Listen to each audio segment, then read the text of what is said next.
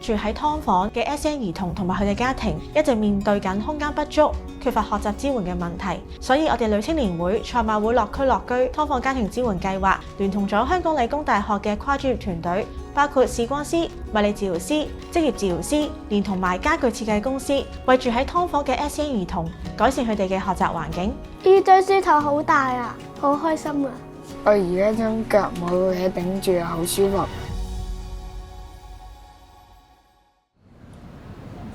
我係阿 Ann 啦，我有個9歲嘅女啦，咁就確診咗自閉症譜系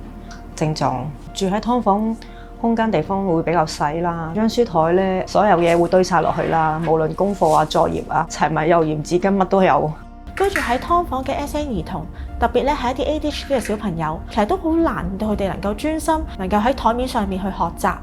可能喺啲自我管理上面都要困難咗，例如佢要減少啲分心物啦，個環境裏邊係。咁但係一個狹小環境裏邊，有陣時對小朋友嚟講就唔係咁容易啦。其中一個自閉症嘅小朋友咧，我哋見到佢就係一個攣住晒、寒住背嘅一個姿勢，而且個台底咧可能都係攝滿晒咧唔同嘅家居雜物啊，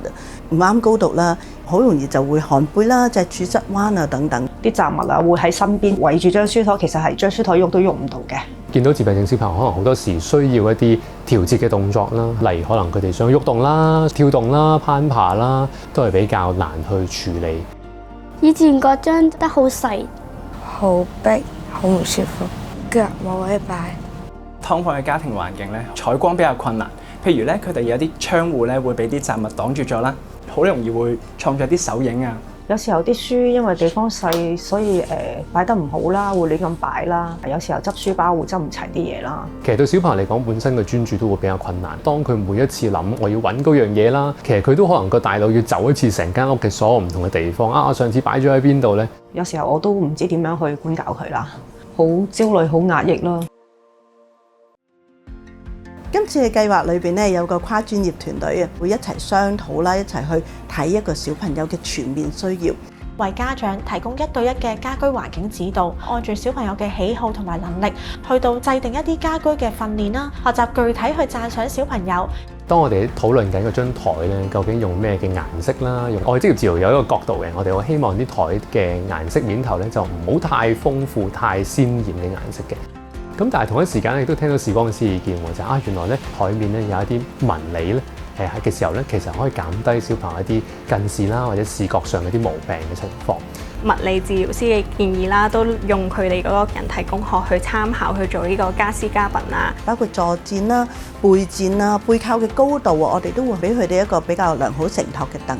融入咗一個感覺系統嘅調節元素，就係我哋嘅觸感板，係喺個小朋友嘅非主用手嗰方面嘅。當小朋友真係要長時間坐喺度，因為佢個大腦仔咧知道話而家我需要集中我去專注，咁唔可以喐之餘，但係我又要調節喎。我哋個板嘅材質上面咧，總共有5種唔同嘅布料嘅，最輕滑嘅質地啦，去到最嚡嘅質地。做功課嘅同時都會摸下佢，佢會覺得好舒服同埋舒緩個情緒。之前大約5分鐘到啦，咁佢就會望其他嘢啊，做其他嘢啊。但係有咗觸感板之後咧，佢會坐定定喺度15分鐘都可以。其實喺坊間係冇得去買嘅，咁我哋就要專門去人手去縫製。我中意摸個觸感板，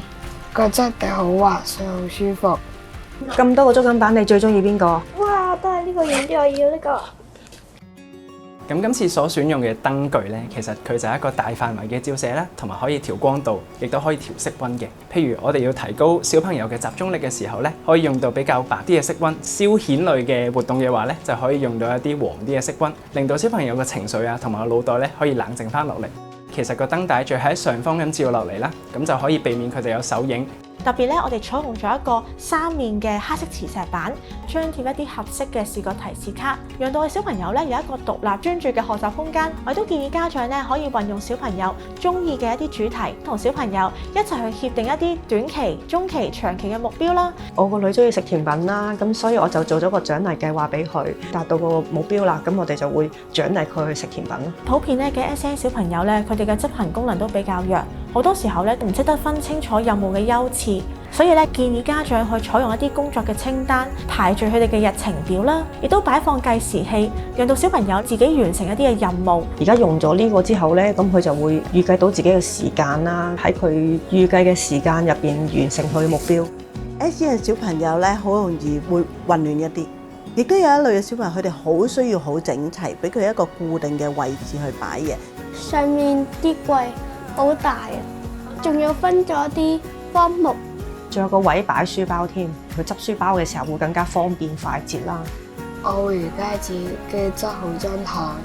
我哋最擔心一個區角嘅混亂係會造成一個唔好嘅習慣啊，譬如書寫，亦都同時係玩嘅地方嘅時候咧，可能做緊功課，佢會諗起，我早兩日喺呢度玩緊呢樣嘢，我想攞翻佢出嚟玩先。如果我哋將屋企裏邊嘅唔同地方劃清楚為唔同嘅區角咧，小朋友嘅行為就會更加清晰，都容易建立一啲良好嘅習慣。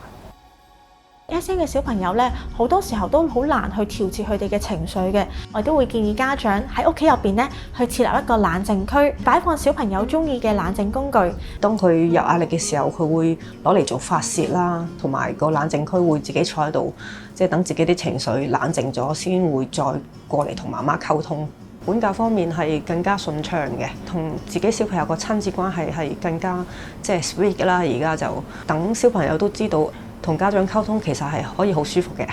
最記得我哋第一次合作咧，邀請咗一班劏房戶嘅家庭啦，我哋上去做一啲家訪啦。喺佢哋屋企裏邊，俾一啲家居運動或者係家居治療嘅建議佢哋咯。我會帶一啲 portable 嘅儀器，幫個小朋友檢查佢哋屋企嘅光度。到個家具安裝完成之後啦，我哋再去了解下個家庭啦，佢哋用緊個家具嘅情況係點樣樣。咁我哋咧都坐埋一齊咧，傾咗好多唔同嘅 ideas。跨專業嘅會議裏邊咧，我哋咧真係互相造就啊，可以認識唔同專業裏邊一啲嘅範疇嘅知識啦。最 impressive 係呢個 project 裏邊有一個展覽啦，其實將我哋頭先講嘅所有嘅內容啦，完整整咁擺咗一個模擬嘅空間裏邊。咁所以呢個公用教育咧，其實十分有意義。我之前都有參加過 SEN 同路人嘅家長小組啦，見到每個家長佢哋都係面上面都會帶住一份笑容。真係個成品出咗嚟嘅時候，見到個小朋友用得好開心咧，我覺得呢啲辛苦都係值得嘅。佢係真係好開心咁望住我哋，其實辛苦係有意義咯。如果要我用一個字去形容女青年會嘅服務，我會用無微不至。我會形容為貼心、創新、全面。我會覺得係好有意義，每一樣都做到好貼心、好細心。我想同各位家長講，困難其實有好多嘅，咁但係我哋都唔好放棄啦，都要不停去嘗試。喺管教嘅路上，從來都唔孤單，仲有好多一啲同路人同埋有心人一齊撐住大家。雖然要面對住屋企環境嘅限制，但係第一樣嘢最大嘅需要係照顧自己嘅身心。我哋希望未來咧有更加多嘅計劃可以幫助到我哋呢班家庭。